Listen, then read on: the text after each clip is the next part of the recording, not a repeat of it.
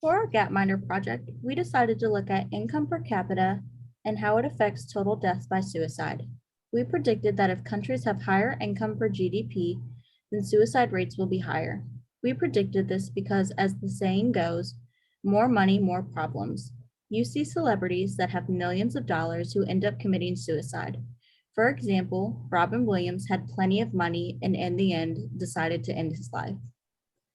When looking at the GapMinder data, we noticed an interesting pattern. For most countries like Japan, Russia, and China, suicide rates would increase until a certain level of income was reached, then suicide rates would start to decline. For example, China had a 950% increase in GDP over a 26-year period and saw a decrease in suicide of 180% in the same time frame. India, on the other hand, had a 31% increase in their GDP over 26 years, but suicide went up 71%. India, we believe, is an outlier, but we see that in countries like China, Japan, and the US, Russia as well, that they would increase in GDP, suicide rates would also increase. And once a certain level of GDP was hit, then we would see a decrease and eventual stagnation of suicide rates.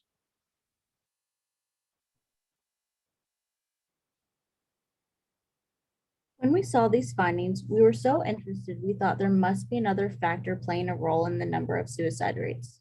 So we looked at happiness scores and how that was affected by the income. Thought was the same for the suicide rates. Higher rates of GDP would result in the higher rate of happiness. The goal was to see a pattern in the people's happiness score. They had more and less money. These findings were basically the same for the suicide rates and the income. So we predicted that if the happiness went down, the suicide rates would increase. The last factor we wanted to take into account was the total deaths by suicide in population. We wanted to see if the pattern would continue in this graph as well. And we were correct. The higher the GDP, the higher the rate of happiness, and eventually there would be a stagnation and eventually a decrease and eventual stagnation in happiness levels. We have come to the same conclusion as an article written by the GeoHistory about income's effects on suicide rates, stating that no definitive conclusion can be drawn from this evidence. Despite these limitations, this paper contributes to the growing consensus that there is an economic component to the decision to take one's own life.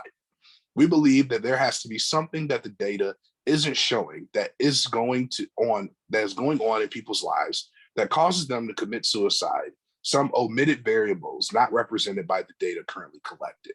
Perhaps it is simply the limited amount of research out there, which could account for the fact that we are only able to see as far back as 1989 and as far ahead as 2015 in any of these graphs. It could also be cultural bias and the stigma surrounding subjects such as mental health and suicide. Regardless, we don't think there's enough evidence based on what we have found from the GapMinder data so far, but this is a subject worth studying further, as knowing such things could potentially save thousands of lives. We thought it important to mention, if you or anyone you know are struggling with suicidal thoughts, please call the 24-hour suicide hotline, 800-273-8255, to get the help needed to save a life. Thank you.